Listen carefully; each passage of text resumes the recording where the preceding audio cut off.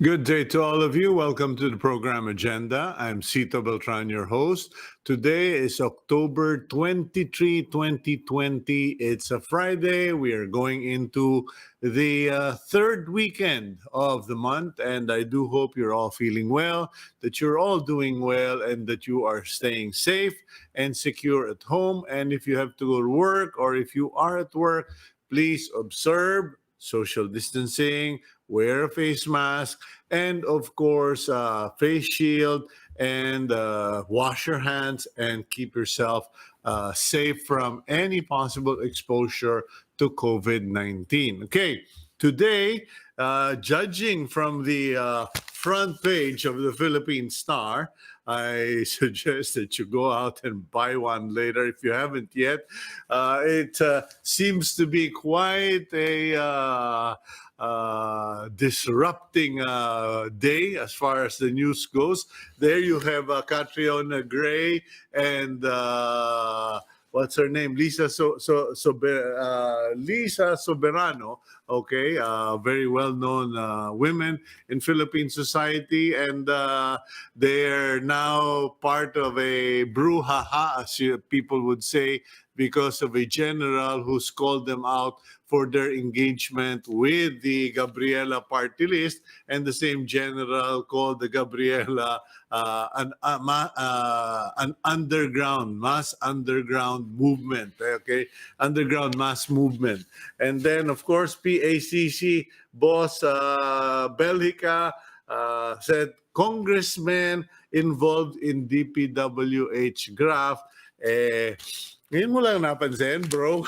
Sorry, just had to tease you a little. And then the agri-import, very small headline there, but it's a big story, and it's such a big story that there are groups calling for the resignation of Secretary William Dar. So we will finally connect with Secretary Dar this morning and give him the floor to address every point that has been raised against him. In any case, so we are going to have Secretary William Dar of the Agriculture Department, and then we will speak to Juan Antonio Perez III he's the Executive Director, Commission on Population, regarding this teenage pregnancies, marriage, etc. during COVID-19. Mukhang medyo dahil walang masyadong magawa, ay nako, gumagawa ng bata yung ibang tao dyan, lalo na yung mga bata. In any case, we'll find out. And maybe we can also talk to him about whatever happened to family planning, whatever happened to all of these plans to limit the number of population, especially with the scarce resources, and especially here in Metro Manila and parts of the Philippines.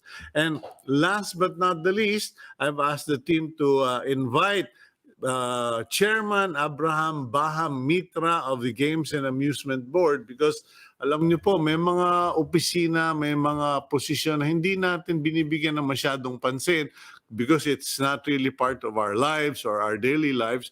But I have been getting good reviews from poultry producers, from game farm owners, from basketball enthusiasts, na itong si Baham Mitra, si Chairman Baham Mitra, has been silent, quietly, but persistently trying to get people on his side to open up. Meron na nga po yung Chooks to Go 3-on-3 basketball bubble dyan sa St. James, sa Calamba. And for transparency, it's being headed by my brother-in-law, Coach Eric Altamirano, and my sister, his wife, Marisa Beltran Altamirano. And then meron ako nakausap na veterinaryo the other day, and sabi, Kuyang, alam mo, yung si Baham Mitra, kahit ano pang gawin niya, talagang ang laking tulong na ginagawa niya sa mga magmamanok, particularly those who are in the sabong industry. Kasi hanap buhay pa rin yun, games pa rin yun, etc. So alamin natin, ano ba yung sakop niyang Games and Amusement Board na yan? Okay, and we will go into all of that. But for the meantime, let's go to the very stories I mentioned on the front page of the Philippine Star. The Presidential Anti-Corruption Commission, or PACC, said that some congressmen are involved in corrupt acts within the Department of Public Works and Highways, or DPWH. Commissioner Greco Belhica of the PACC said that there are a number of lawmakers who wield their influence in implementing implementing local projects. Belhica also said that the conspiracy also involves contractors who work with the DPWH. However, Belhica did not name any lawmaker. DPWH Secretary Mark Villar has formed a task force to look into the allegations, while Pala seeks to have another independent body who will investigate the issue. Ayun. Medyo good morning. Dating gawi. Magkano? This is old news that is constant news, that there are members of Congress who in one way or the other use their pagka-congressman or congresswoman to influence, direct, or collect from certain DPWH project, which is ironic kasi pinagmalaki pa lang just the other day or last week, pinagmalaki ni Speaker Velasco, hindi ba? Ni Lord Alan Velasco, the 2021 budget is pork-free. Vegetarian daw yung kanilang budget.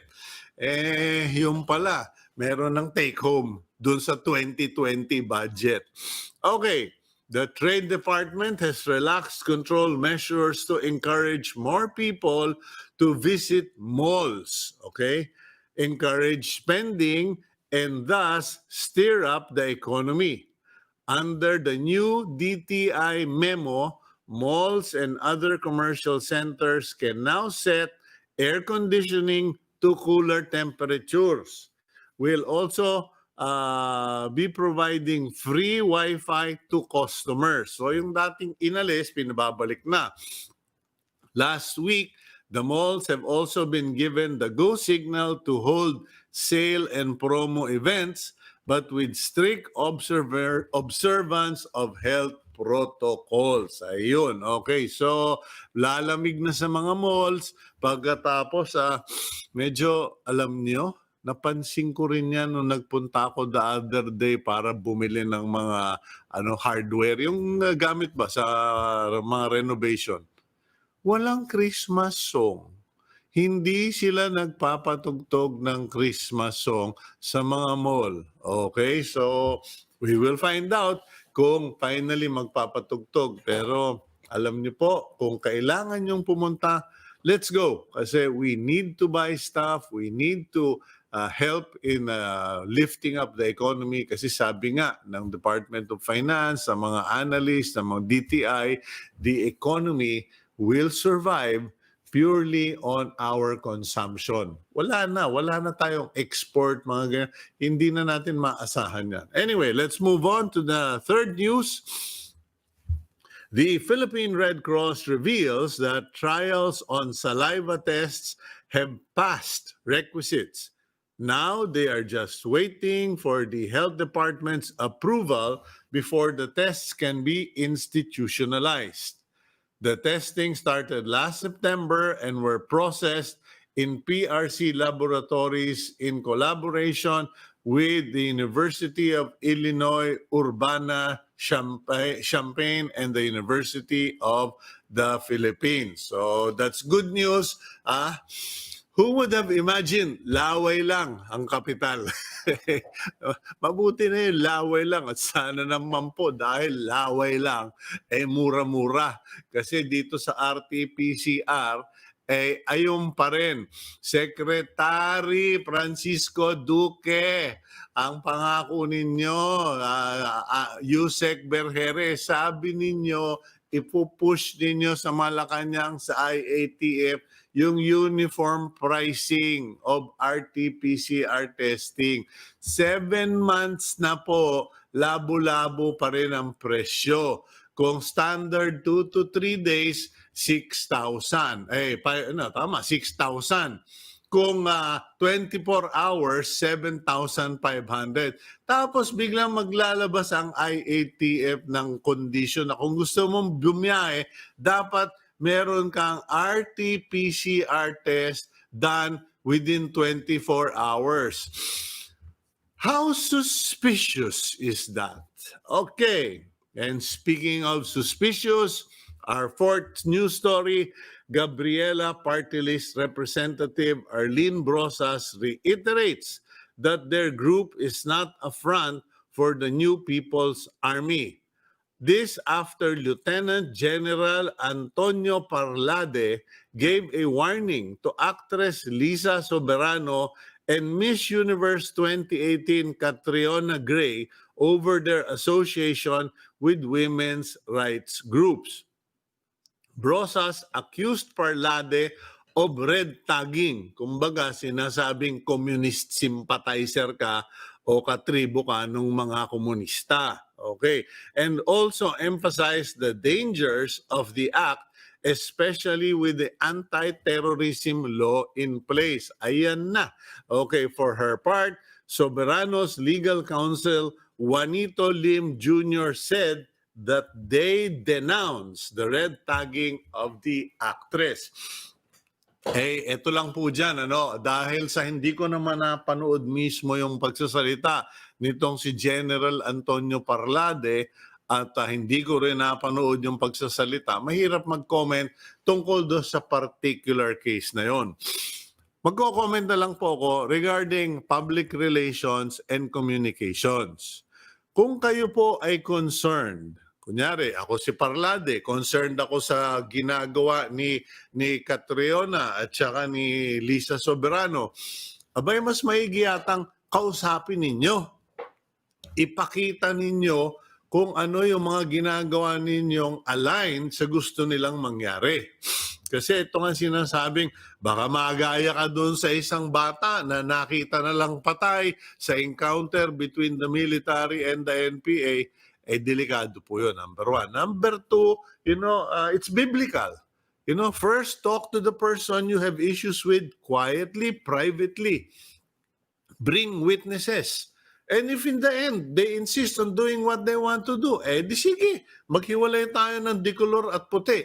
Pero alam niyo po, yung ganitong labanan, kasi ngayon nauuso yung, may mga nagpapasikat ba o nagpapapansin, yung mga may AIDS as if doing something, may mga ganun na gustong mapansin, gustong sumikat, anong nangyayari, sumisikat sa Facebook, nababambo sa Facebook, natotroll, o di kaya, katulad nito, kasi uso naman to sa military, sa PNP, maraming mga nag-aambisyon, ma-promote.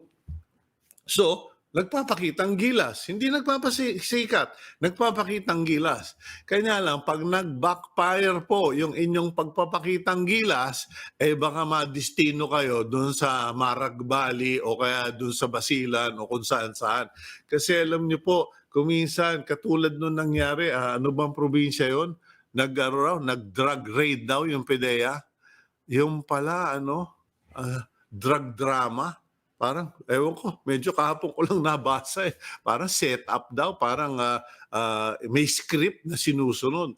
Mahirap po yan. Alam nyo, maraming gustong sumikat, gustong magpasikla, magpakita sa kay presidente o sa mga bagong hepe na they're doing something, delikado po yan. Kasi, you do not light a match inside of the armory, as they say. Dito, makikipag batikusan ka or pagpapatawag pansin ka, ang katapat mo, kasikat-sikat na artista na milyong-milyong Pilipino ang fans, pagkatapos Miss Universe pa. Naku po, some things are not meant to be messed with. Kumbaga you do it diplomatically. In any case, yun po, no, sa akin lang, at saka sa mga kaibigan naman natin sa military at saka sa police, no, ako naman po, kilala na rin naman ako doon sa community, sa Directorate for Community Relations ng PNP.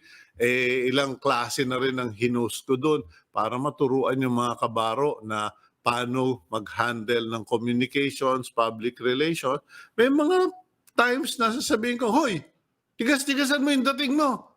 Oh, pero there are times na, sir, wag mo nang patulan yan. May mga bagay-bagay na hindi dinidiligan. Isa na yon, diniligan ninyo in public.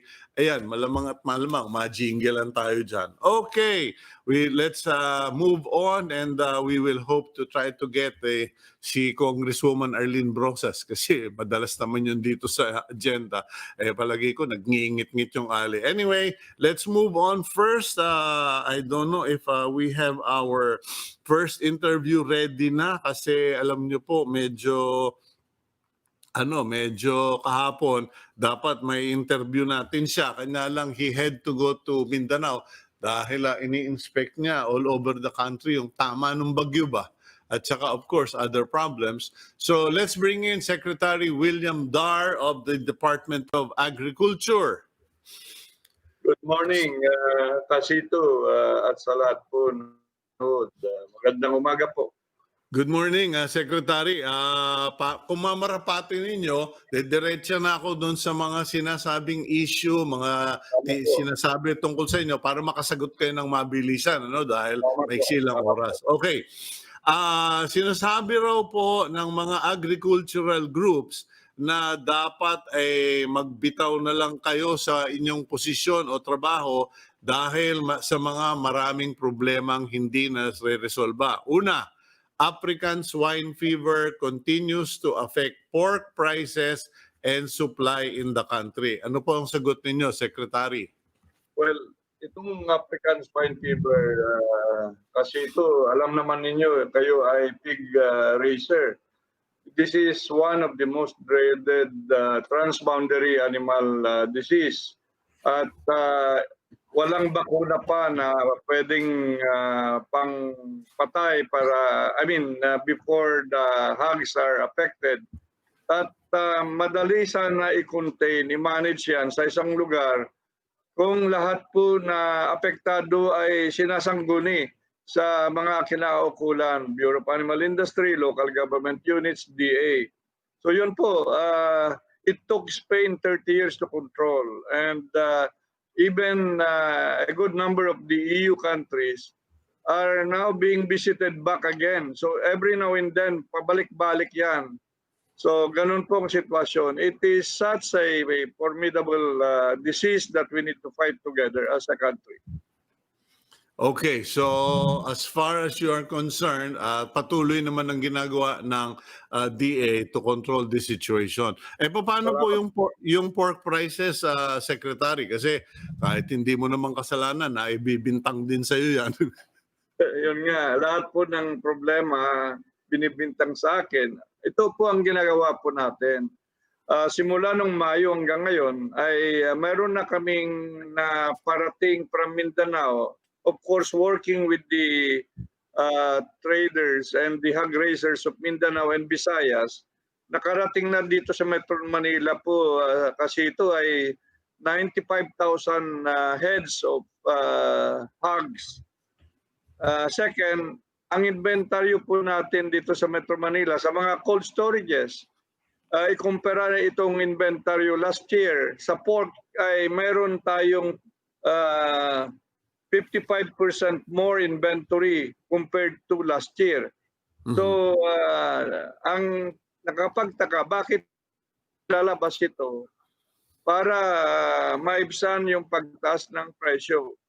Marami pa rin mga baboy na gustong isupply din ng Visayas at Mindanao, pero marami rin tayong problema dun sa restricted transport or movement due to quarantine protocols or checkpoint. Okay. Marami po kasi, palagay ko rin na Secretary, tama ba yung suspetsya ko na maraming nagpipigil din. Kumbaga, no, dahil ano nga, October na ngayon, marami ako nadidinig. Nako, kuya, hindi mo na kami magbebenta. Kasi baka hindi kami umabot sa Pasko kung kailan mas malaki yung requirement ng mga customer. Ako, backyard ako, sinabihan ko yung aking katiwala. Huwag ka nga nagkakatay dyan. Lechon kayo ng lechon para sa akin. Baka pagdating sa Pasko, wala na tayong lechon. Yeah, that's one factor. We have also started restocking in areas na hindi apektado. We are restocking the hog industry para tuloy-tuloy na mayroon tayong investment yan na 400 million pesos. Plus earlier, mayroon livelihood projects na binigay po natin sa mga apektado ng African swine fever. So malaki na po yung tulong ng national government para maibsan po ang problema ng mga hog raisers. Now, we will continue to really connect and catalyze yung mga sources of the hogs or pork in the back from Mindanao and Visayas to Metro Manila. Secretary, Opo. okay. Secretary, as far as ASF cases are concerned, kasi dati naman nadidinig mo yun lagi sa media, pero parang recently tumahimik. Parang sabi ko, parang medyo natigilan na yata yung ASF o bumaba sobra na wala ka masyadong nababalitaan. Maganda po yung epekto ng lockdown, yung 6 months kasi ito.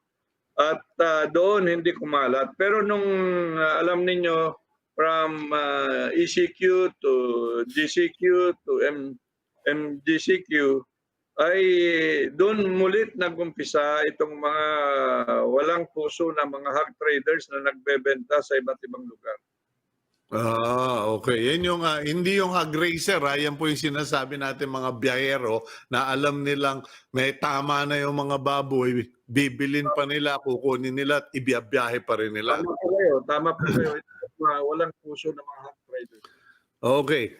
Next issue, coconut farmers lamented the delay in the passage of the Coco Levy Trust Fund Bill and the limited representation of farmers in the Management Committee. Kayo po ba ay may papel dyan? Meron ba kayong role dyan sa sinasabi nilang Trust Fund Bill at saka representation in management committees of the Coconut Levy Fund? Well, ang proseso yan palagi kasi ito ay ang House at saka Senado, hihingan kami ng posisyon. At we are also within PCA, within DA, konsultahan po kami. So yung version na last version sa Senado, yun po ang sinusuportahan ng Department of Agriculture at saka Philippine Coconut Authority. At nakita ko doon, mayroon naman representation ng farmers doon sa bill na yon sa Senado. Okay. So, okay. Bigger issue for farmers and agri-groups is the importation of rice, corn, fish, and poultry products that push down prices of farmers and fishermen's produce. Yung farm gate prices daw po ng palay, ngayon, anywhere from 10 to 14 pesos per kilo ang nasabi sa akin nung ka-church ko, ang nakita niya sa Mindanao, 12 pesos per kilo. At yung mais daw po ay 9 to 11 per kilo. Tapos si kasamang Jarius Bondok na kasama namin sa Philippine Star, may sinulat din tungkol dun sa tilapia, Secretary. So parang sabi ko, hindi pa ba tayo nadadala dyan sa tilapia na yan? Noon, nagpapasok tayo ng galunggong, di ba pumutok yung issue ng formaldehyde? Kasi hindi pa nyo panahon yan, noon pa yon. Biglang na-discover natin, ang mura nga nung galunggong, kanya naman pala, binababaran ng formaldehyde, yung formalin. Okay, umpisa tayo dun sa importasyon ng bigas.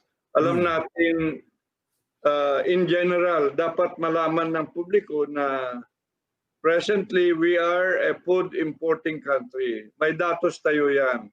Sa rice, for example, 86% lang ang sufficiency level. So dapat para food secure ang bansa, pupunuan yan sa galing sa ibang bansa. So ganun din sa iba't ibang commodities. Laman lang na dapat naman hindi paratingin yung mga imports na yan during main harvest. May standing order na ako sa mga regulatory agencies na ganun ang gagawin. At itong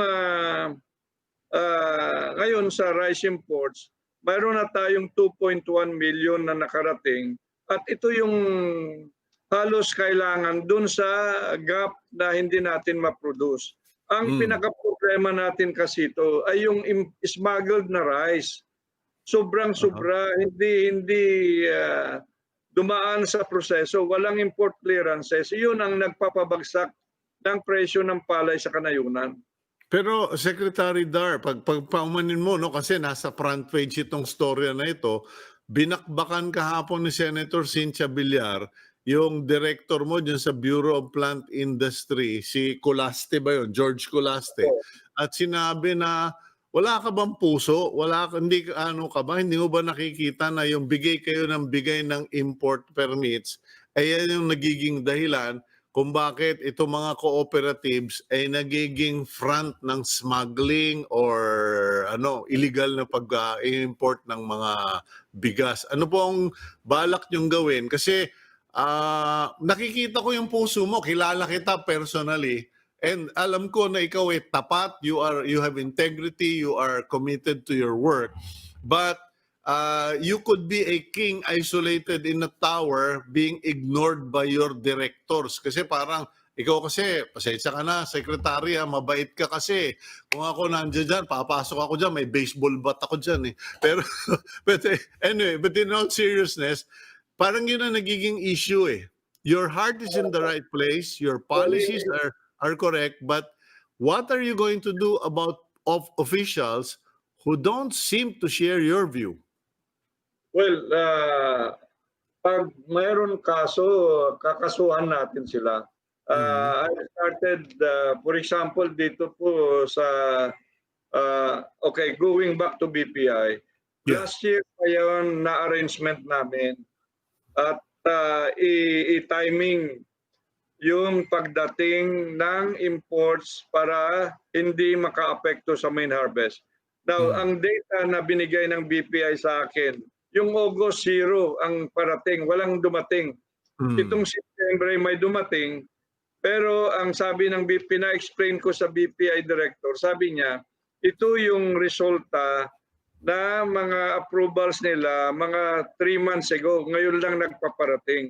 Pero ikumpara mo po yung dumating na 60,000 metric tons in September compared to previous years, ay malaki ang pagbaba because we have been managing at yun ang direktiba ko sa kanila last year pa. Totoo yan. So higpitan namin itong mga proseso ng mga regulatory agencies at talagang I will use the baseball bat this time around. Okay, well, I will be right behind you and I will be using something bigger, Secretary. Kagaya po, Cito doon sa tilapia fillet. Oh, yes, please. Inaprubahan ng aming BIPAR director, hindi naman dapat kasama ang tilapia fillet. So, mayroon na siyang show cause bakit hindi ikaw ma-charge dito sa ginawa niya na pagpasok ng tilapia fillet. Nagbigay siya ng import clearance. Okay, paano naman po doon sa mga, yung sa United Broilers Association, sinabi na hindi nyo sinuspend yung importation na at may oversupply na. Ay, hindi tayo po yun. Sila nagsasabi na mali. Okay. They are making people make believe na hindi tayo gumagalaw. That's wrong. Pathetically wrong. Okay, well, I will take that as your answer. Now, what about the corn supply? Kasi nagtataka ako parang bakit nagiging problema itong corn for the longest time, laging kulang ang corn natin sa Pilipinas. Kanya nga mataas yung presyo ng manok, etc. at Okay. baboy. Kasi ito, let's start with the corn, yung feeds, ano? Mm. Yung doon sa poultry, yung chicken. Mayroon tayong ginagawa kasi alam naman natin bumagsak ang poultry industry because itong lockdown, 'di ba? Walang restaurants, walang institutional buyers. Yeah. So alam natin 'yan. Ngayon ang laki ng inventaryo po natin sa chicken. And that's why dito sa cash and food assistance na kinakasapo natin na charge doon sa bayanihan to budget, mayroon tayong nilaan na 4.5 billion para cash and food assistance sa mga farmers na hindi rice farmers this time. Let me mention na yung mga poorest of the poor, yung corn farmers, yung mga coconut farmers, yung mga upland farmers, ay mabibigyan po sila ng cash and food assistance na 5,000, 3,000 cash, at yung 2,000 pesos ay hatiin yan sa bigas kasi this is one way to prop up, tutulungan natin yung industry para mas mabilis yung paglabas ng mga bigas natin sa mga warehouses. So 1,000 at yung 1,000 naman, tulong rin natin sa poultry industry by way of having chicken and eggs to be bought out of the 1,000. So lahat po ng pamamaraan ay ginagawa po natin para matulungan, umahon o umangat ulit ang poultry industry. Okay, Secretary, matanong ko lang po kasi maraming mga suggestions yung iba-ibang organization. Kayo po ba, meron ba kayong parang, how do you call it, parang hindi naman committee, parang council of concerned industries na nagmi-meeting on a regular basis para madinig sila in an open setting? Kasi parang mayroon yan, Cito, at under the Philippine Council for Agriculture and Fisheries, yung dating HAPSI, ay mayroon mga committee sa mga iba't ibang sektor, iba't ibang industry. At kasama yung mga nag-iingay na yan. At ang bilib lang sila sa sarili masyado. Hindi nila pinapakinggan yung sitwasyon, the whole environment or the whole ecosystem of the industry. Ang gusto lang nila yung sitwasyon nila, yung position nila. Okay. Well, in any case, Secretary, mabuti naman po nagkausap tayo this morning and nabigyan ko kayo ng pagkakataon at least to partially address or explain certain things. As you know, medyo kulang tayo lagi sa oras. Unlike before, isang oras sa'yo dahil nasa studio tayo. Ngayon, hindi ko pwede. Or in the future, it should be, I will come to see you there. Okay, sir. Sige po. Kahit online, papaschedule ko kayo ulit para ma-address pa natin yung mga ibang concerns. Meantime, thank you very much for joining us this morning. Salamat po sa lahat. Okay. At sa mga magsasaka at mangingisda na tulong, minamahal po kayo ng ating mahal na Presidente. Thank you again. Okay. Yan po, si Secretary William Dar. And ayun, napansin ninyo, pagdating ng 30-minute mark, medyo nanginginig. Ewan ko ba kung bakit, pero kami para sabi namin, 30-30 na lang tayo kasi pag hinahabaan natin, para ba nag-overheat yung internet? Hindi yung PLDT, hindi yung K-system. Parang siguro pagdating ng 8:30, maraming gumagamit ng internet, lalo na ako dyan sa DA. I'm sure ang daming nag-i-internet dyan. In any case, yun po, no? Nadinig nyo ang explanation ni Secretary William Dar. Medyo, I think the best thing I heard from Secretary, ayoko naman po sinisindihan yung puwet ng ating kalihim. Pero kasi sobrang bait ng mamang yan eh. He's really a scientist, academician, and he's a man of integrity. And he's also, he's kind. But sometimes, Secretary, sometimes you need to go to work with a baseball bat kasi yung mga importation permits na yan, Nako po, 16 years old pa lang ako, panahon pa, martial law pa yun. Pinagkakakitahan na yan dyan sa Department of Agriculture, lalo na noon yung mga import permit for game fowl, yung pangsabong. Kasi noon, kung breeder ka, ang makukuha mo lang ng magandang manok ay sa Amerika. Aba, ay nako po, kung wala kang kaibigan, kabatch, brad, o wala kang kwarta, manigas ka. Bumili ka ng Texas balulang doon sa Pangasinan o kaya nung pulo doon sa may Lubo sa may Mindoro. Okay, we'll go for a quick break, 1-minute break, and we will return here on Agenda.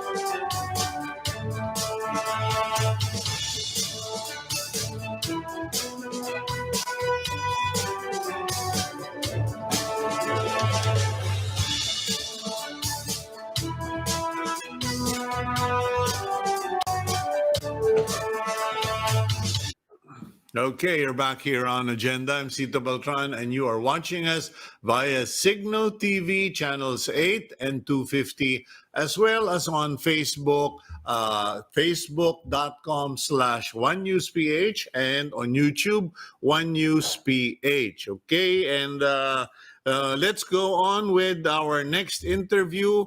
And before I introduce our next guest, let me just point this out to you. The 1.7 million newborn babies expected this year just went up by another 214,000. Okay, medyo nadagdagan na hindi inaasahan based on the latest projection of the Commission on Population or POPCOM. Nako po, this which attributes the increase to the lockdowns caused by the pandemic. This means that by year's end, the country's population would have increased by 1.91 million. Isang taon lang yun, ganun katindi. Sana kung kwarta o pagkain yun napaparami natin ng ganun kadami, baka yumaman na tayong lahat. Anyway, let's get the fine details of all of this. And you might be wondering, bakit pinag-uusapan yan?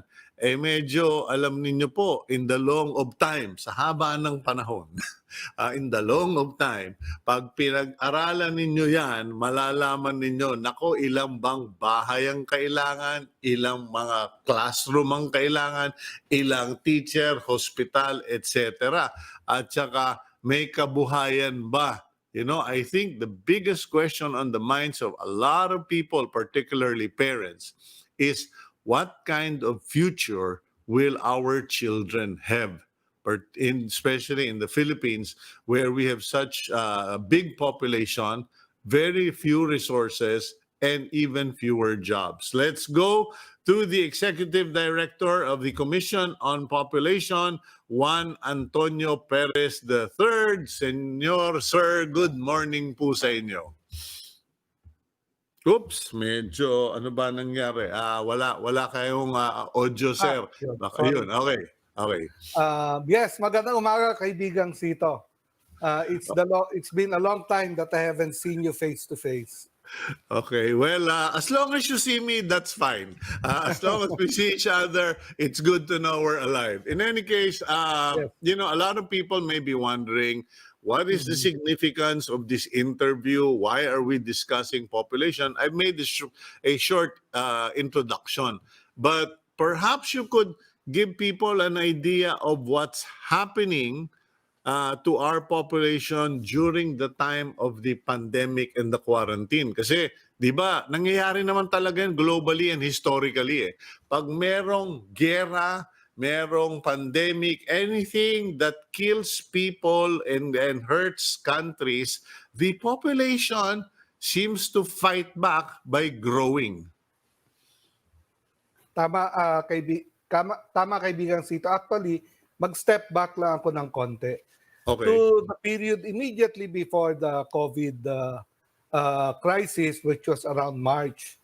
At the end of 2019, Secretary Pernia, our chair at the time, already announced that poverty had gone down significantly from 23% to 16% for the period 2015 to 2018. That happened to be the same period when our family planning program actually expanded, partly due to the RH law, partly due to women really choosing to have fewer children, wanting to plan their families. Our program went from 4 million in 2013, it is now covering almost 8 million women. That was at the end of 2019. So we were on the road to reducing poverty, and the fact that women were choosing to use modern family planning methods was a good thing. And that was contributing to the reduction of poverty. That was acknowledged by Secretary Pernia November, December last year. However, pagdating ng COVID, we started seeing some issues crop up. We knew that health workers would be, sidelined from providing regular services. We thought that baka mapunta sila sa ibang gawain. Pangalawa, there's a fear of going to health centers, to hospitals. Fear ng mga nanay. So there are two sides to the story. Yung health system is affected by COVID. Yung mga nanay are also affected because of their fear, but also physically, wala silang sasakyan para magpunta sa health center. May nabalitaan kami, I think sa Batangas ito. Sabi ng mga nanay, hindi kami makapag-back ride sa motor eh. No, kasi bawal, there was a time na bawal. Hindi ko alam ngayon ang sitwasyon. So, wala silang masakyan papuntang health center. Pagdating nila sa health center, maraming mga barriers silang nakikita. So, the health system has been adjusting over time. And ang fear namin, and we have seen this in our program, bababa ang mga kababaihang pupunta sa health center para sa information, para sa services. Kami sa POPCOM, we saw a 20% decline by June ng mga nabibigyan namin ng information. However, dumadami yung humihingi ng family planning. Nakita namin kasi ang sitwasyon sa mga lugar katulad ng Quezon City, Cebu, yung Batangas, tiningnan din namin, at Zamboanga, ay bumababa yung bilang ng mga kababayan nating nagpupunta sa ospital, nagpupunta sa health center, and it can be as much as 80% decline. Wow. 80% na ang nawala. So, iilan na lang nagpupunta sa health center, sama-sama na yon, yung takot sila magpunta, baka walang health service. So, itong mga bagay na to ang nagdulot sa UP Population Institute to make a projection. Ang projection nila actually is that kung tumagal ng 10 buwan ang quarantine, we will have 2 million women na hindi makakakuha ng family planning services. Out of the 2 million women, 1 out of 3 of them will get pregnant. So actually, ang projection ng UP Population Institute, 750,000 on top of the 1.7. So sabi nila, pwedeng 2.5 million ang mabuntis next year. Pero nakita namin, based on our analysis din, hindi naman 100% ng bansa naka-quarantine. Nag-i-ease up in some areas. So, from 750,000, we think mga one-third lang ang impact because 30% of the population is still under some form of quarantine. So baka 200 plus thousand ang madagdag. Pero still, dagdagan mo ng 200, 300,000 ang 1.7 million, 2 million new Filipinos joining the count next year means we will have the highest birth rate ever in the history of the Philippines next year. Dahil lang dito sa ganitong sitwasyon. Yeah, and that in itself is already shocking.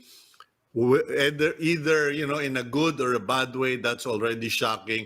We are going to have the highest birth rate in Philippine history. Ngayon, what are the repercussions? Kasi alam ko naman na hindi lang kayo all about family planning or population control or whatever you want to call it. You also do studies on what will be the effect on social services, yung magagawang tulong ng gobyerno sa mga mas malaking populasyon ng Pilipino, ng mga hospital, doktor, pabahay, etc. Yes, actually, POPCOM and DOH are both implementing the RH law. And you're right, hindi lang family planning ang RH law. The RH law is also about maternal and child health, yung pagbabakuna sa kanila, yung preventing maternal mortality, preventing unnecessary infant mortality, and yung stunting na nangyayari. Lahat yan, kabahagi yan. We're also working on gender-based violence. Nakikita namin, along with the other agencies, pwedeng tumaas ang gender-based violence under COVID. So we have to expand our services for maternal care, for child health, to address gender-based violence. And within the context of the health system, kailangan din may pagtugon sa sexually transmitted diseases, HIV, lahat yan hindi natutugunan fully ng health system ngayon because of COVID. Okay, but what can we do about it? Kasi klaro naman kami dito sa agenda sa Signal TV, sa TV5, we are open and accessible to the POPCOM and to government for you to communicate concerns or your programs in general. Hindi ba ito magawa in the provinces? Kasi alam mo, madalas din ako umikot before COVID-19 at wala naman ako napuntahang probinsya na walang radio station o kaya yung mga barangay walang kakayanan para to help disseminate your services. Kasi parang okay, hindi makapunta yung mga ali sa mga center, pero nagtataka ako, napapaikot natin ang tao para sa contact tracing, napapaikot natin para magbigay ng SAP, etc. Hindi ba natin pwedeng iangkas na lang yung mga binibigay na services ng DOH at ng POPCOM para naman kahit papaano meron pa ring reproductive health services para sa mga kababaihan at sa mga bata. Yes, actually, alam mo Cito, devolved ang programa ng health to the local governments. Correct. So, kami ng DOH, we're on the back end, sabihin mo na lang, nasa kusina kami. Tumutulong sa pagluto ng mga gamit para may naibibigay sa taong bayan. Kaya ang ginagawa namin ng DOH, tuloy-tuloy ang pag-procure namin ng commodities. DOH ang bumibili, pinapasa nila sa POPCOM, nagtayo kami ng 4 na bagong warehouse. Sa Bicol, sa Zamboanga, sa Cotabato, sa Davao, at baka sa Iloilo or Samar, magtatayo kami ng bago. So that may mga warehouses kami kung saan mula doon, i-deliver sa LGU. Pagdating sa LGU ng commodities, nakikiusap kami ng DOH ngayon na kung po pwede, kung hindi makapunta ang mga kababayan natin sa health center, ang mga volunteer, sila na ang magdala ng commodity. Basta nakalista ka sa health center, dadalhin nila 3 months supply sa iyo ng pills or condom, yun ang ginagamit. May mga iba naman, katulad dito sa Caloocan, isang midwife, tinawagan namin, sabi, may isang nanay dito gusto magpa-inject. So ang ginawa ng midwife at yung nanay, nagkita sila sa 7-Eleven. Doon pinakunahan ng midwife yung pinakunahan, inineksyonan ng DMPA para sa kanyang family planning. So we are seeing innovations ng mga health worker down the line, looking for ways to reach out. We have also expanded our social media platforms. We have helplines that are available. Meron kaming hashtag usap tayo sa family planning. Pumasok ka lang doon, makukuha mo na yung mga number, connection sa bawat region. Pero Gumawa alam na ba mo, kulang pa yun para sa gumawa na ba kayo ng information.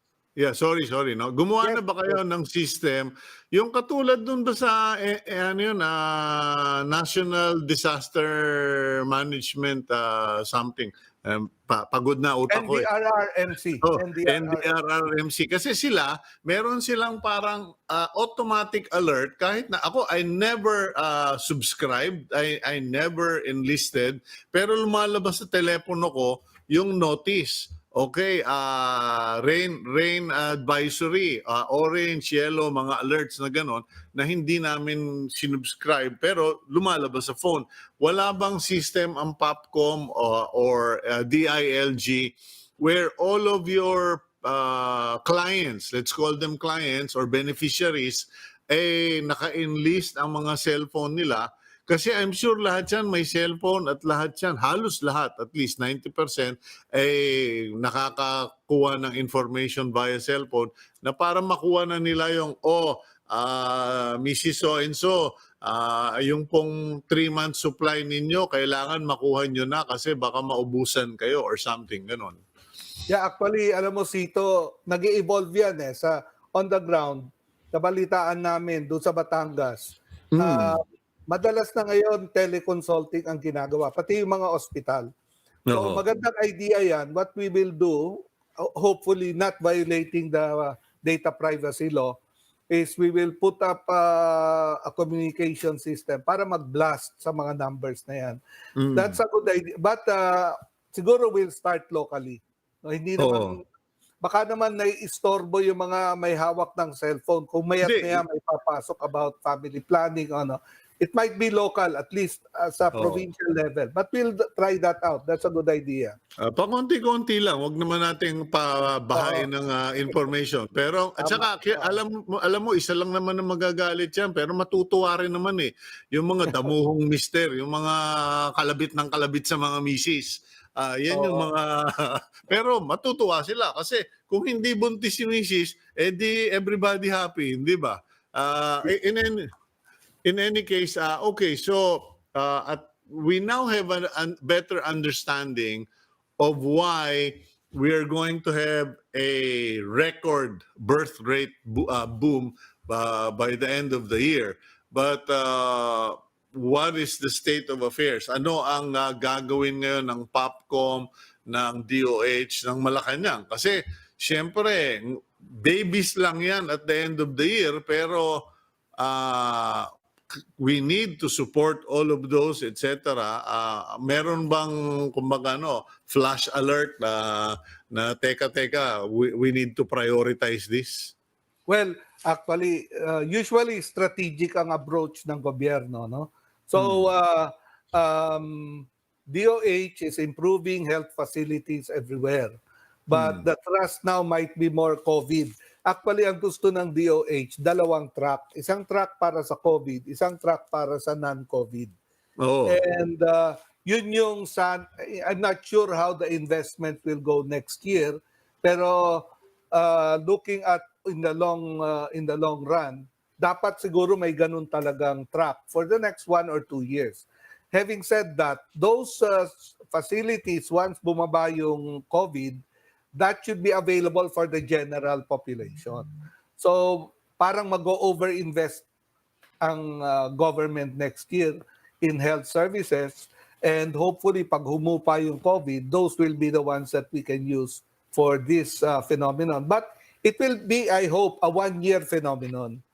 Okay. Hopefully by 2022, hindi na yan. So we work then strategically. As you mentioned, we have to work with the 15 to 19-year-old group kasi yan yung pinakamataas ang unemployment sa Pilipinas.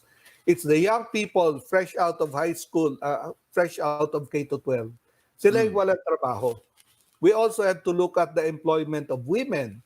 The employment of women has been going down. Dati, mga 48%, pababa to 45%. Itong last labor force survey. So we have to look at opportunities for young people, opportunities for women to be part of the labor force. And yung preparation sa school is important also. So yun yung mga strategic investments we need to do. You know, having said that, Director, no, having said that, parang naiisip ko, nare-realize ko lang, no, historically, pag pinag-uusapan ng populasyon, ang population management, ang napo-focus tayo sa pagbibigay ng pills, IUDs, etc., etc. Tapos, pagdating naman sa mga kabataan, yung sinasabi mong 15 to 19, nafo-focus naman sa sex education that is always misunderstood and misappreciated. Kasi parang, ay nako, tuturuan mo pa yan kung paano magpokpokan yung mga yan, lalo pang lalalayan. Kasi akala nila may alam na sila. But I don't know because honestly, I haven't had much time. Kasi ikaw nga mismo nagsabi, matagal-tagal lang hindi nagkitatagpo ang mga tao. But what about teaching people? Kasi kami parang, lalo na yung asawa ko na foreigner, sinasabi niya yan lagi sa mga batang babae na nakakahalubilo niya. She doesn't teach them about condoms or pills. She teaches them about you can have a better life and a good future. Yung track ba yun na ang ituro natin sa mga batang lalaki at babae ay hindi yung sex education or the availability of products, but rather, this is what your future will be like if you actually understand that you have a future. Yes, actually, I've had some conversation with Yusek Malaluan ng DepEd about that. He agrees he would agree with you na yung youth development, hindi lamang health ng youth or sexual reproductive health ng kabataan, but also youth development should also be something that we should work on. And I believe kami ng DepEd, probably with civil society, we can come up with solutions to increase the financial autonomy and independence of young people. Para sa akin, ang pinaka-vulnerable ngayon, yung mga batang ina. No, those who have given birth when they are minor, 60,000 yan. Sila yung pinaka-at risk. Every year, 60,000. Sila yung gusto kong gawan ng social protection mechanism. Give them opportunities. For example, may isang group of students who want to give internet cards to young mothers para may access sila sa internet, and then makaka-download sila ng mga programa para matuto ng mga Excel, Word, yung mga magagamit sa technology na yon as they are caring for their children. Yung mga ganung programa, I think we need to do more of that. Yeah, but what about yung mga hindi pa nanay pero malikot na, 'di ba? Kasi sa Amerika and sa Europe, nakita ko yung mga program na parang meron kang baby na kailangan bantayan mo for I think a period of 2 weeks. Yung parang baby na kailangan mong bihisan, kailangan mong padede, etc. Pero dull yun, ano? And then may mga programs naman where nagsasalita yung mga single mothers na mga bata, yung mga teenage mothers. And biglang nare-realize ng mga nanonood kasi ito tunay na tao ito, hindi ito drawing. At siya na mismo nagsasabi na nasira yung buhay niya dahil pumayag siya ng pokpokan na buntis siya ng wala sa tamang edad. Tama yan, Cito. Actually, ang DepEd will start introducing this school year yung online comprehensive sexuality education. And on top of that, I've seen some areas, some regions in Mindanao where health workers are invited to talk before students, mga midwife. Kasi yung mga ibang teacher, parang hindi sanay magsalita on that. Also, mga pastor, I've seen them going to third year, fourth year high school classes and conducting this. Nako. Sa Tabaco Albay, Oh. si Mayor Lagman, Oo.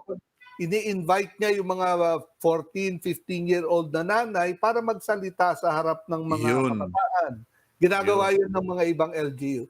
What we need to do is to scale up itong mga ganito. Yun. I think, ako, pagyayabang ko lang yung church ko, yung Every Nation, yung Victory Christian Fellowship. Marami kaming batang mga missionaries, mga magagaling magsalita sa ganyan.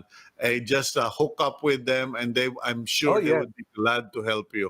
In any case, Executive Director Perez, medyo ubusan na po tayo ng oras, so I will have to end it at this. And thank you for giving us an update. Medyo nakaka-nervyos. I do hope that it's a one-time, big-time only for 2020, but moving on, bababa na ulit yung ating year-on-year population growth. Yes, I hope so too. Okay, thank you very much, sir. Yan po si Executive Director Juan Antonio Perez III of the Commission on Population. So, yan po, no? Kasi the other day, I guested Pastor Peter Tanchi and his lovely wife, Diona, and they were talking about the motivate concept of raising family and having a family. Pero today po, medyo siguro mabuti na kung kayo ay tatay, nanay, ay iupunin nyo yung mga anak nyo. Sabi nga nila, Peter, there is no subject matter not allowed on the table. So maybe this weekend is a good time for you to be brave, kayong mga nanay at tatay, for you to be bold and speak about something that most people otherwise don't want to talk about with their children. Kasi it's your choice. Do you want to teach your children about their future, about sex, about masturbation, about premarital sex? Or do you want them to learn from someone at their level na nagmamarunong lang or nakabasa lang or nakapanood lang sa TV? It's really a choice that we have, but more than that, it's more than a choice. It's a serious responsibility. Yun po, no? Kasi alam nyo, ito lang sa akin. The more kids, the poorer the kids. You could be a millionaire. Pagpatay ka na, magpapatayan yung napakarami mong anak tungkol doon sa ari-arian. At the end of the day, yung akala mong malaking pera mo sa'yo, pagdating doon sa 5-7 anak mo, bakbakan yan. Paano pa kung ikaw ay regular guy lang, katulad ni Kuya? Mabuti na lang. Thank you, Lord. Ako I'm happy with one daughter. I just, sorry, Gab, I just have to share this. I just realized this morning, sabi ko, yung mga kaibigan ko, they have 3, 4, 5 kids. I have 1. And you know what the Lord said to me? Yeah, I gave you 1 physical daughter, but now you can have more children in the spiritual. You can help raise other children who otherwise don't have a fair shot or a fair chance in life. And that's what we're doing. So we'll go for a quick break. When we return, pag-usapan naman natin, speaking of shots and breaks, kausapin natin si Chairman Baham Mitra ng Games and Amusement Board.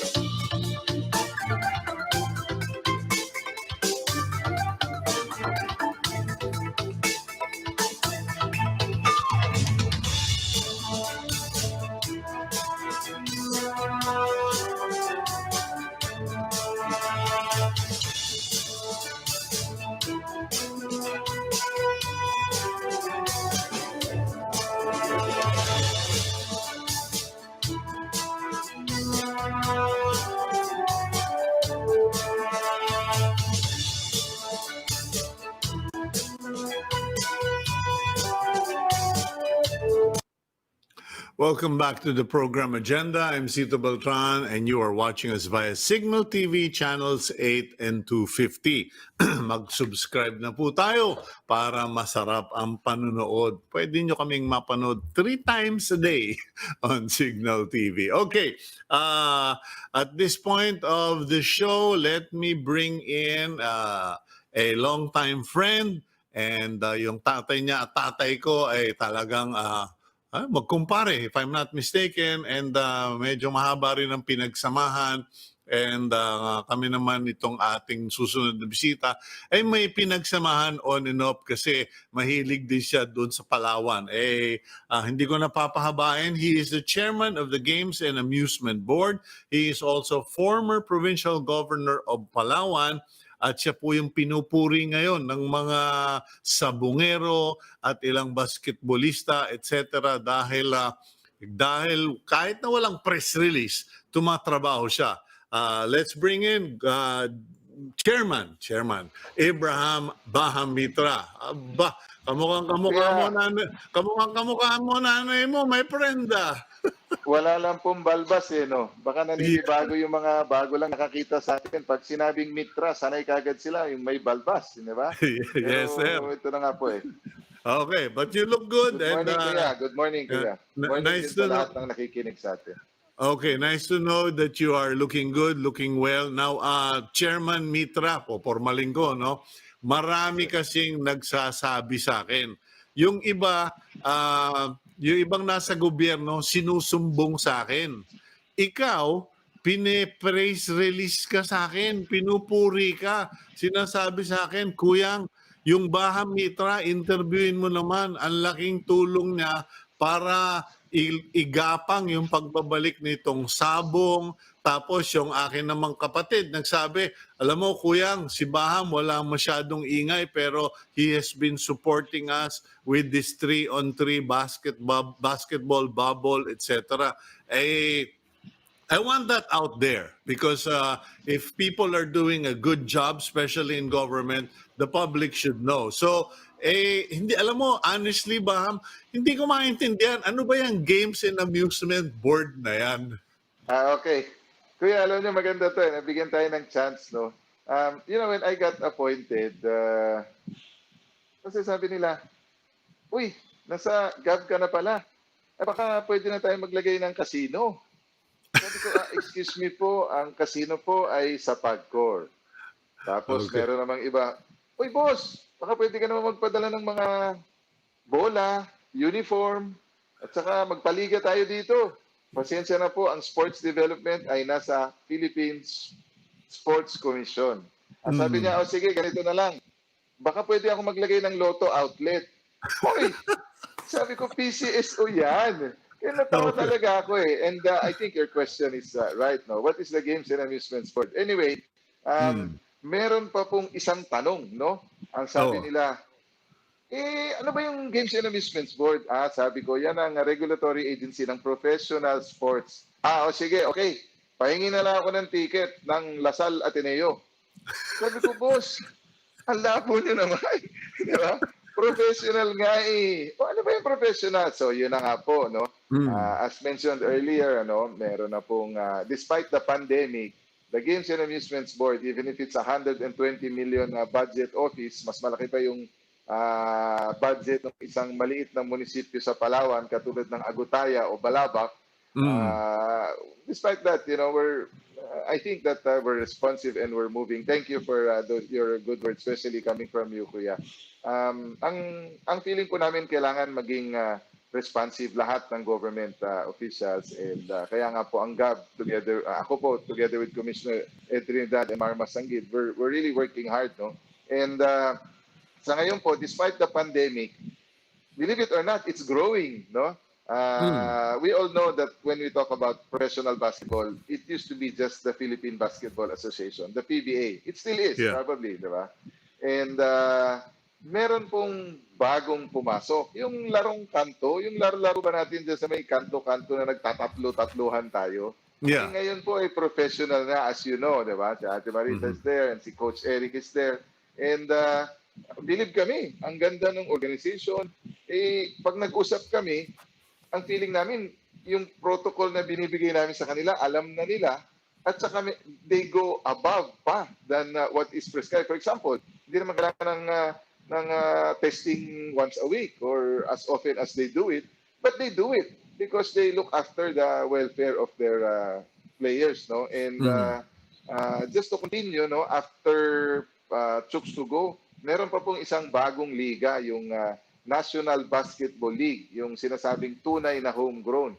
They're starting next week on the October 22, mag-uumpisa na po ang laro ng National Basketball League, ang tunay na homegrown basketball 5-on-5 league sa Pampanga, sa Bren Giao Sports Complex. And ganun din po, nag-adhere po sila sa ating mga safety protocols and they've been very cooperative. So, dalawa pong bagong basketball leagues ang naging pro na embrace, na accept at katrabaho na po, kapamilya na po ng GAB. Tapos, alam ko yung mga tatay natin mahilig sa chess, no? I'm sure masaya silang dalawa. Kasi po ang Philippine chess ay nag-professional na rin po. Sila Sir Eugene Torre. We have already licensed the league and may mga eliminations na po yan and we have participants from all over the country. Kuya, ano po ito? Virtual. Hindi face-to-face. Kasi nga po, all over the country sila. Bawal naman yung interzonal travel and eventually, later on, siyempre, darating na rin tayo sa face-to-face, no? So, in all of this, the IATF approved that there will be no audience. So, as you know, in the Chooks to Go bubble and in the PBA bubble in Clark, there are players, coaches, trainers, and of course, the league officials, no? Outside of that, wala na. Iilan lang, lilima lang po yata yung media na nakapasok doon sa Clark, no? And talagang no audience po. And pati na rin yung sinasabi nyo kanina. Last Thursday, na-aprobahan na po ng IATF ang resumption ng sabong. No live streaming, no audience, and approval of the local chief executive. The way it really is. Kasi po, under the local government code, ang mayor naman na nagbibigay ng lisensya sa sabungan at mga pasabong. Hindi ko nga alam bakit kami yung binabash. Kami na nga yung humarap sa IATF noong June 10. Kasi walang national government agency na taking up the cudgels for sabong, for cockfighting, even if our mandate is limited to international derbies. June 10 pa lang po, humarap na kami sa IATF for the resumption of basketball, football, horse racing, cockfighting, and pati na rin po yung boxing, siyempre. So yung tatlo, napayagan na kaagad, and then yung karera, nag-resume na rin 2 months ago, and finally now, hinihintay na lang po yung guidelines ng DIFG for the resumption of sabong. And of course, the approval of the local chief executives. The way it really is talaga under the local government. So, paano mangyayari yung sa sabong, Chairman Mitra? Kasi ako, nung kinausap ako ng mga tiga-BIMEG, yung kaibigan ko sa BIMEG, sabi ko, ay salamat, mababalik tayo to dun sa mga breeders derby, yung backyard breeders derby. Yung ginagawa ba nila nun sa Hacienda Luisita, nila Piping Coangco, nila Papa, na magdadala kayo ng tig-4 na manok, at kayo-kayo lang, walang mga meron, walang mga kung sino-sinong nag-iingay dyan. Tapos sige, pagalingan lang tayo ng manok. Ganun ba ang mangyayari na sabong ngayon dito sa Pilipinas? Actually, ang unang proposal po namin noong June 10 was 50% capacity. Kasi yun din yung proposal ng mga restaurants at saka ng mga malls. So sumunod lang kami ron. And na-decline. So balik na naman kami. 30%. Ayaw na naman. So the only time they listened to us, the technical working group, is when we said, o sige boss, susunod na lang kami dun sa binigay ninyong protocols para sa basketball, football, at saka boxing na no audience, no? So merong maximum carrying capacity yung venue na 100. So sa ngayon po medyo may halong saya at lungkot, ano? Kasi nga po parang ang sinasabi nila na nawawala na yung traditional sigawan, 'di ba? Yung meron wala, 'di ba? Yung culture, yung pride, yung yabang, boss, 'di ba? Yung kantsaw, 'di ba?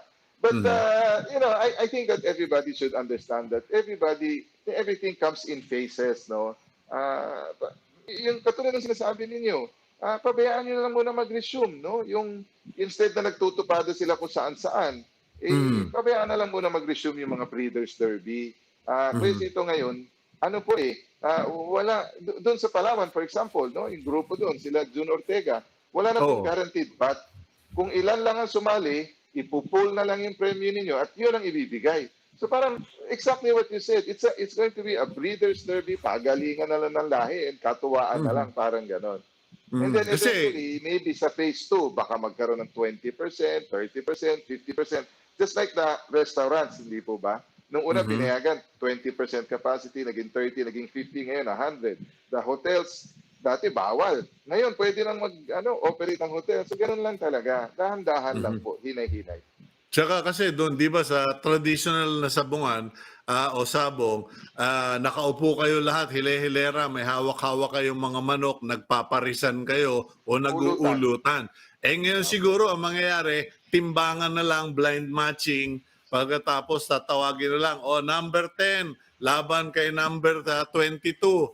Sige, patari na kayo. So parang dalawang tao lang, dalawang manok lang at saka yung sentensyador ang papasok sa sabungan, manageable. Kasi ang naging concern ng marami ay this is a multi-billion peso industry. Kasi ang marami akala sabong lang sugal lang.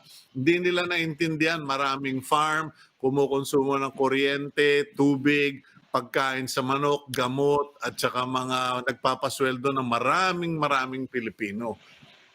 I wish they had you in the IATF who understands it. In front of us in the IATF were doctors, academicians, economists who look at sabong as a vice. Initially, medyo nagtampo nga kami kasi parang pinagdududahan nila yung figures namin Ang sabi, how can it be a 50 billion industry? That's impossible. Okay, so after the June 10 meeting, we were asked to sit with NEDA. And initially, when we were knocking on the doors of NEDA, they were already getting mad at us. And they said, ano ba kayo? Ang kukulit naman ninyo. Ito ang hindi alam ng mga bashers. Wala silang ginawa kundi mag-bash na mag-bash. Anong ginagawa niya? Pati tinaharang niyo yung sabong, yung mga ganun. But anyway, so it's hard to convince economists, doctors, and academicians kasi parang ang feeling nga nila bisyo. So, ito, Kuya Cito, example lang. Ayan, ito, this was supplied by grupo nila Albert, yan sila Neil Medado ng BIMEG, no? There are 1,200 cockpits nationwide. There are 20 million roosters. Sa 5,000 lang isang manok, 100 billion na kagad yun. What about the 30 to 40,000 breeders who employ 5 to 10 people in their farms? What about the backyard breeder? Mas maraming backyard breeder kaysa yung big-time breeders. Sabi ko nga, there are 20 million roosters valuing at 5,000 each. That's already 100 billion. So we brought in, you're right, sila Neil Medado ng BIMEG, tapos yung sila Albert ng Thunderbird, yung VNJ nandyan, of course sila Sir Arnel Anunuevo, and of course breeders, no, yung breeders group. Nandyan yan. We met with the NEDA, and believe it or not, hands up yung NEDA. Ang sabi nila, okay, it's not an economic issue anymore, it's a health issue. Kasama po namin yung agri-vet companies, yung mga veterinarians kasama namin yung Feed Millers Association. Oo, so hindi na makaimik yung dapat so, siguro dapat din siguro, Chairman, sinama mo rin yung tiga-BIR para matanong, magkano bang buwis ang nakokolekta ninyo sa BIMEG, sa Thunderbird, sa lahat ng mga kumpanya na yan, baka mahilo itong mga, we can't blame them because I guess if it's not, kung hindi natin hilig, medyo hindi natin inaalam. But now that people like you are there, medyo nare-realize nila. Kasi ako, alam mo naman, nag-retire ako sa sabong, ikaw sinasabi mo, once a cocker, always a cocker. Pero yung puso ko pa rin nando doon because I realize it's a multi-billion industry that employs thousands of Filipinos. Eh ngayon, maiba ako. Paano naman yung isa pa raw sugal daw, yung kabayo at saka yung boxing? Paano gagawin nitong kabayo at boxing? Paano ba ginagawa? Yeah. Kuya Cito, just to add on the sabong, hindi lang po thousands of people, maybe more than 1 million people na ang employed dito. Kasi yung mga agri-vet companies, ang daming gumagawa ng feeds, ang daming gumagawa ng gamot. Believe it or not, ako hindi ko rin alam nakuha ko lang galing sa kanila eh. There are 14,000 poultry supplies nationwide. Isipin niyo kung 3-4 na tao niyan, yung gumagawa ng feeds, yung gumagawa ng tari, yung gumagawa ng yung manggagamot, yung nagtitinda sa sabungan, yung ang dami, di ba? Yung manggagamot and all. And there are 16,000 card-bearing GAB licenses ng cockfighting. Simula sa sentensyador, manggagamot, Kristo. So ano po yan, ginawa, in-standardize natin at nag-seminar po tayo and you will not just be given a license, kailangan mag-qualify ka. Anyway, so, well, we're glad that it's about to start. Hinihintay lang po yung guidelines ng DILG. Tama lang po na DILG ang maglagay ng guidelines yan kasi ang nagbibigay naman ng permit yan ay yung local government. So, you mentioned po about boxing. Oh. After the June 10 initial salvo ng GAB sa IATF, we were referred to the technical working group and we convinced them that okay itong basketball kasi magbabubble naman sila. Sinabi ko sa kanila, payagan nyo na yung bubble, payagan nyo na yung basketball, naglalaro na nga yung NBA doon eh. So medyo madali, no? Yung football ganun din. It's also being played in Europe, no? Other countries. So medyo madali. Ngayon yung boxing, I also showed them June 10 also ng umaga. June 10 ng hapon tayo eh. Doon sa IATF. June 10 ng umaga dito sa atin, nag-resume na po yung boxing sa Las Vegas. But the TWG did not want. Anyway, so we went, of course, the sabong was referred to another committee and na-delay. So yung tatlo, dala-dala namin sa IATF yan. Pagdating doon, in-approve yung basketball at saka yung football, provided that they're going to be in a bubble and all the safety protocols. Yung boxing, hindi nirekomenda ng technical working group sa IATF, pero pinayagan. Ang sabi ni Secretary Anyo, bakit mo pagbabawalan? Ano naman yan? Kung iti-test mo naman, pares naman negative, hindi mo payagan mag-boxing. And I spoke after that and I said, thank you very much, Secretary Anyo, for allowing this because professional sports is a profession. People are not paid if they don't play. And so when Dole Secretary heard about it, nag-second the motion na and na-approve na. And then all of a sudden, biglang pumasok si Secretary Briones at sabi niya, uy, teka, ang bibilis ninyo. Hindi nga pinapayagan yung mga bata pumasok, palalaruin nyo na. Excuse me, Secretary. Ito po ay para sa mga professional players lang na nagsusweldo. Ayun, She understood and she said na, oy, walang palarong pambansa ngayon taon ha. Ay, hindi po. Well, Tama alam mo, diba? tama naman, alam mo, si Secretary Liling, talagang at the end of the day, you have to walk over her dead body before you put her children at risk. Talagang pagtatakbo din mga estudyante. In any case, ganun po tayo. Talagang ayaw natin ma-risk din yung mga athletes natin. Iniingatan din talaga. Okay. Chairman, yung sa kabayo ba, may mga karera na ba? Pasensya ka kasi wala talaga. May mga nadidinig ko siya compose, mga equestrian, mga ganito. Parang sabi ko, makakalaro kaya itong mga batan to, etc. Pati volleyball, quickly na lang kasi last 2 minutes tayo. Volleyball at saka yung horse race. Sir Cito, ito po ang sabi ng mga magsasabong. Meron ng casino 4 months ago. Meron ng loto. Meron ng karera ng kabayo 2 months ago. Bakit yung sabong hindi payagan? So, totoo po, meron na pong karera ng kabayo once a week. It moves from Santa Ana in Naik, Cavite to San Lazaro in Cavite, Carmona, and also to Malvar in Batangas. No? Batangas. And kaka-approve na rin po last Thursday yung pagtataya sa off-track betting stations and gumagawa na rin po sila ng iba-ibang mga online platforms to bet on horse racing. And Okay. Yung po, it's a weak industry. Medyo mahina po. Yung oh, boxing po nag-resume na sa Cebu 2 weeks ago, and in Cavite there will be boxing first or second week of November. yung volleyball. Kasi parang wala akong nadidinig tungkol sa volleyball. So dito medyo ticklish issue kasi yung volleyball leagues ngayon, yung ayoko na sabihin, basta dalawa yan sila. Perez yan, pinapaalala na namin na sana mag-pro na kayo kasi may mga allowances, may mga sweldo naman yan, at saka may mga Okay. corporate sponsorship. Correct. Oh. They have been skirting the issue. And I understand, we look at Tito Popoy, diba? Chairman Wico, as a guru of sports and Oo. an AIM academician. And we learn a lot from him and we respect him and we love him. Ang problema lang, talagang nirarason niya na hindi pro yan kasi yung iba nagtatrabaho sa ibang lugar, Oo. hindi naman ito full-time, and marami din sa kanila collegiate players na pag pinoprofessional mo, hindi na makalaro. Well, sa akin naman kasi, while we respect and look up to him, tayo naman nagtatrabaho lang.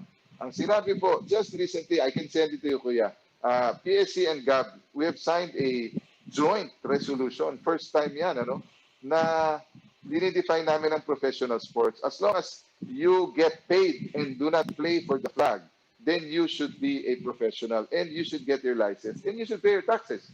Diba? Ganun din. Hindi naman kami BIR, hindi naman kami nagsisingil lang mahal. Pero lugi naman yung mga PBA players at saka yung Jukes-to-Go players na professional na nagbabayad, practicing their profession. Magkano lang po, maliit lang po. Hindi naman kami BIR, hindi naman kami government, Okay. hindi kami law enforcement agency, hindi rin po kami government revenue generating agency. Alam mo, Chairman Baham, I have to schedule you for another interview regarding volleyball Yes, by sir. itself. Pero thank you for your time and congratulations for doing such a great job. Salamat. Siguro naman mapapamahal ka dun sa milyong-milyong sabungero, nagkakarera ng kabayo, mahilig sa boxing, mahilig sa basketball. Congratulations for doing a great job. Thank you, Baham. Thank you, Kuya Cito. Thank you po sa lahat ng nanonood na nakikinig. God bless. Stay safe. Okay, yep. Safesports.ph. Okay, yep. Thank you po. Si Chairman Abraham Mitra, Chairman of the Games and Amusement Board, yun po, sila po yung nagpapalisensya ng mga professional athletes at sila yung nag-endorse ng mga professional games. Okay, so that's all the time we have, but it's a good way to end the week. And we do hope that you are all okay, that you have a great weekend, and take care of yourselves. Continue praying, and medyo gusto ko lang i-share, no? If you have more than you need, please share. Share with others because there are people out there who we are beginning to discover nananahimik pero nangangailangan. Tulungan po natin sila. Have a good day. God bless all of you.